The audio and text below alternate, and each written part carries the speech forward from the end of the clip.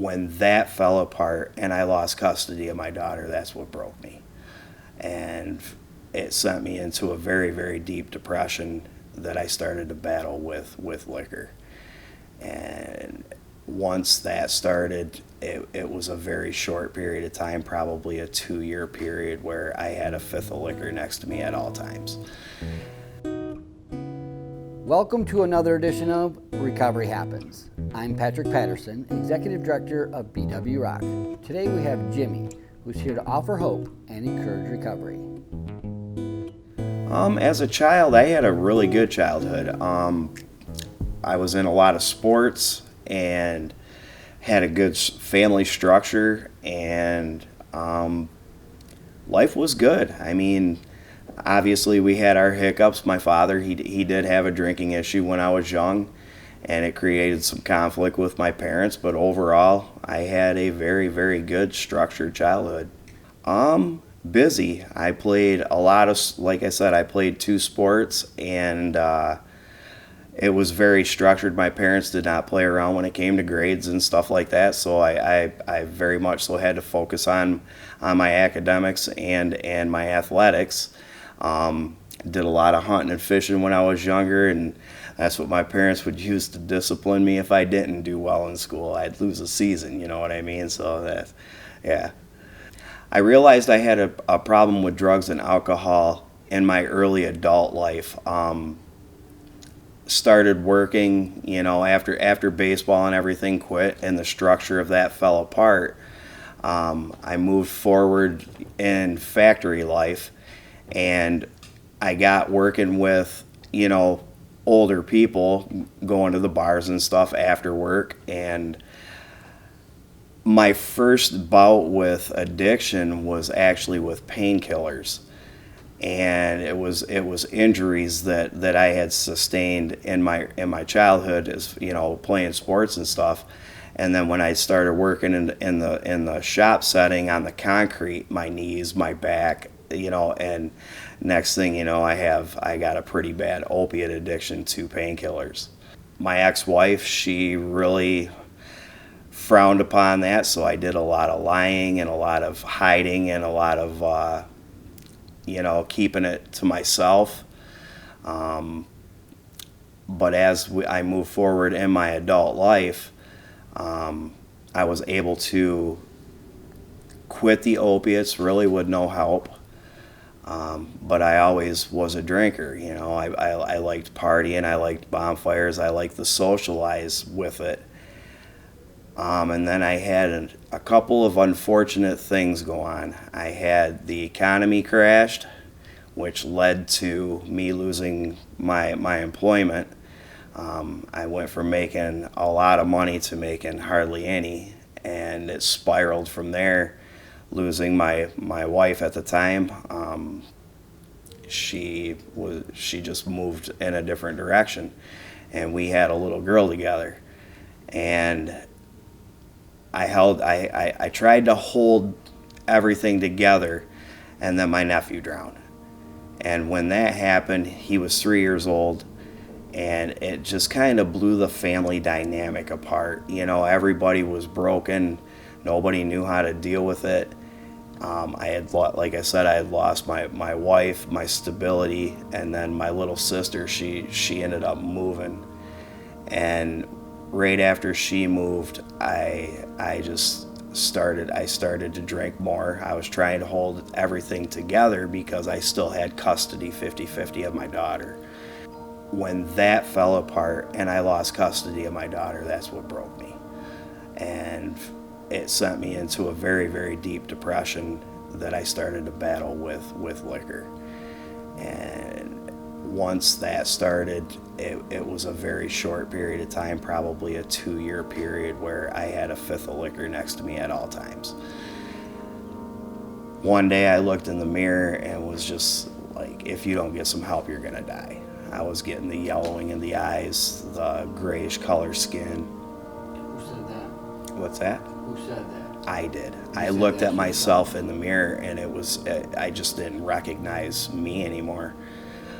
It was, like I said, I was getting the grayish color skin, the yellowing of the eyes, and I just knew if I didn't do something about it, I was gonna die.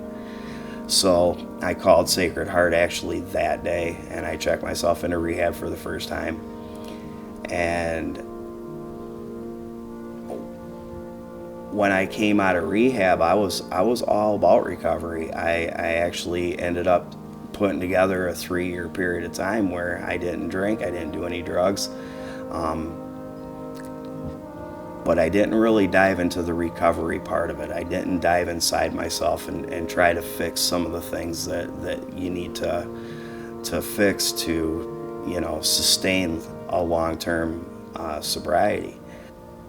I had the last mishap where I shattered my femur, and it just sat me down, and I knew at that point, because I had relapsed, and then that accident happened. And my son, he was 4 months old when I had my accident.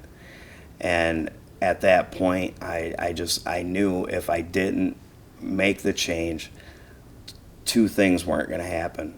One, Jace wasn't going to have a father that he deserves. And two, I wasn't going to live very long. So at that point, that was when I turned to recovery, started to really work the program. I had one more relapse after that, and it was very, very short. And then I made the decision to leave my son's mom. She's still doing all the things, and I just kept going back to her for him, not realizing that if I don't take care of me, he doesn't have me. So that was this time around, through a little over 3 years ago, that when I came out of rehab for the last time, I did all the things. I started to pay attention to the people that were talking to me and that were guiding me. I went into 3-quarter housing. I got a peer recovery coach. I got a good sponsor. Dove into the step work, got a therapist.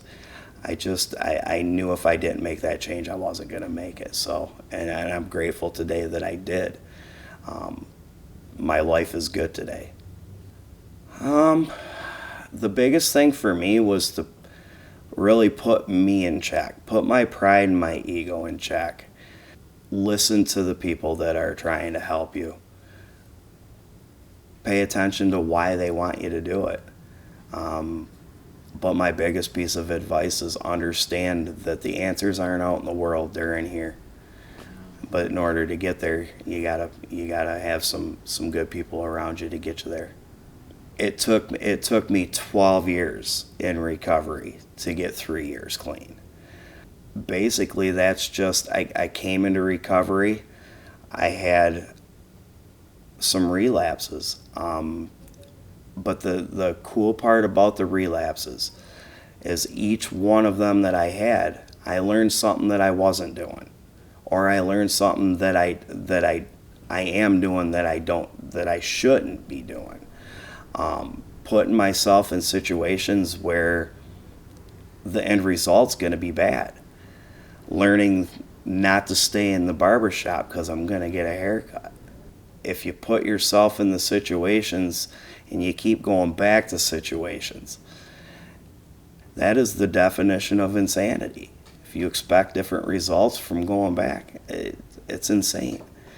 So the reality of it was, for me to sustain recovery, was I had to make some big changes in my life. The first one was my career. I could no longer do what I did for a very long period of time in my life because I was always on the road. You put me in a hotel room 300 miles away from the people, places, and things that help me stay sober, and put me in a hotel where I'm angry, lonely, tired, I'm going to drink. What do you do today?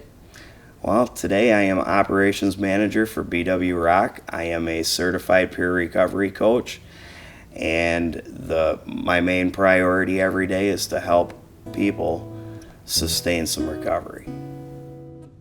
Thank you for tuning in to another edition of Recovery Happens. If you or someone you know is struggling with addiction, please give us a call at 888-68 BWROC.